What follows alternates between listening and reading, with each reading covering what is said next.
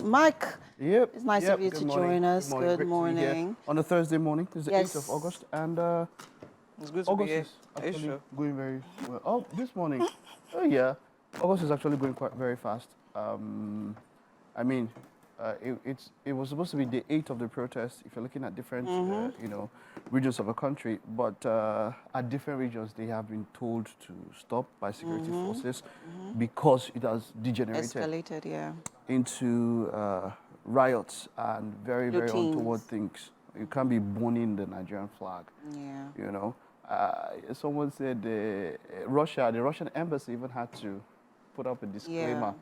Yeah. You know.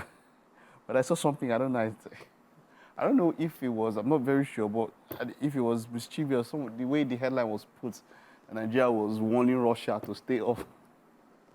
So, but yeah, you know, we saw all of that in the north. And I know that in a lot of places, it's been de-escalated. I know, but there's still protesting some parts of Port Harcourt and all of that. I think the president just spoke, like you took during the news and all of that you mentioned, and, you know, there should be dialogue.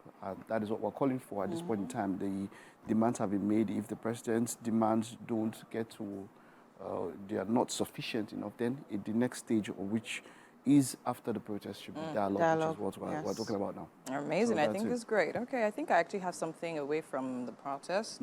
Something I think is very interesting to actually note. So there's this statement is actually coming from the Nigerian Immigration Service.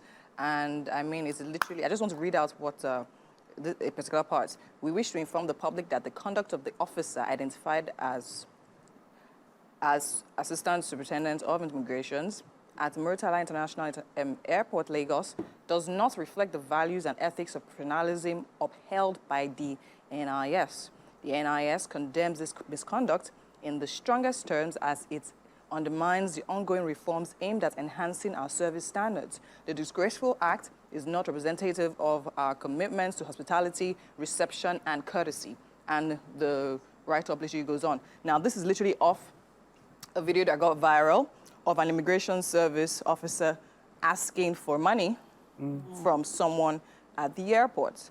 And he seemed quite insistent, but not even being bothered that he was being recorded, insistent of literally collecting money from the traveler. Because she's like, I don't have cash. And it's like, okay, is your card not here? Says your card not here. Bring the card. And just literally keeps on.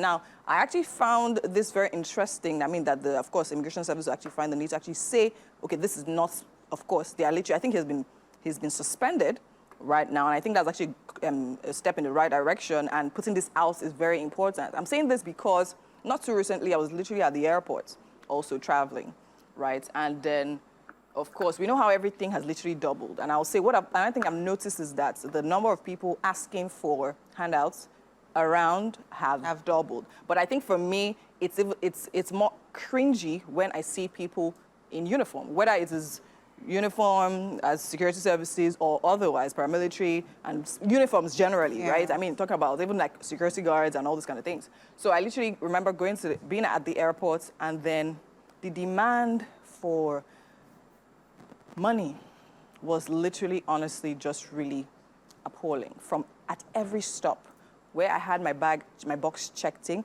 I actually got my mind worried because I'm like, okay, fine. If this person literally meant to ensure that I don't travel with certain substances in my bag, but then again, you're more focused on the money you want to collect from me. How do you even? That means anybody can come with anything, and then you allow that pass through as long as the person literally sorts you out. And that's literally a serious, like, security issue right there. Then before I literally get up to where I'm literally meant to pass in, the person literally offered me free VIP service.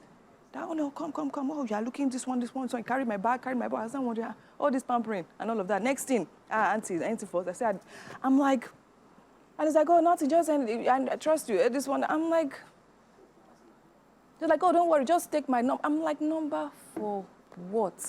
So to me, it's just, and it is the way it is being done. They don't know who you are, where you're coming from, whether, do you understand? And it's just, and I'm saying this because, I mean, I use that airport frequently, but this particular time, it had, like, everything has literally increased and is literally more aggressive.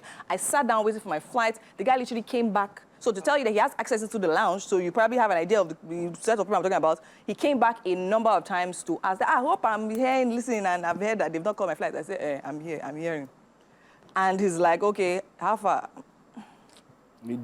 See, this is not fair. That guy was just being hospitable. Because, you know, sometimes the announcer cannot hear them, so he has to translate for you. So you can't take it out on him. But you see, yeah, the boldness for that officer to ask, and it's because it has become commonplace. It's a normal thing there. I mean, what I'm surprised about is that there is now an official communique to denounce that particular act. But this is something that, like, we talk about I mean, it's got to the point where we've just, hey, let it just be whatever. The first port of call into a nation is your airport. I mean, that's where people are landing in from, and that's the first thing they see. Before there was even a recent facelift, people didn't care. It was as terrible as it can be. And so it just goes that maybe, you know, the authorities don't care. But the point is this, you will probably go and check out and you see that there is money being allocated for maintenance. Just yesterday, we had the House of Reps who were investigating $1.5 billion given to Port Harcourt Refinery for turnaround maintenance since 2021. Is that the precedent? 2021. This is what now? This is 2024. That place is still not. It is. $1.5 billion that can even set up a smaller refinery. And then you wonder, and that money, and the people are paying salaries and everything, and then you wonder, as a people, what are we doing? So you go there now, you find out that it's normal. I mean, that's why federal agencies and federal ministries, they have their budgets. So, and that one is constant, it comes in and all of that.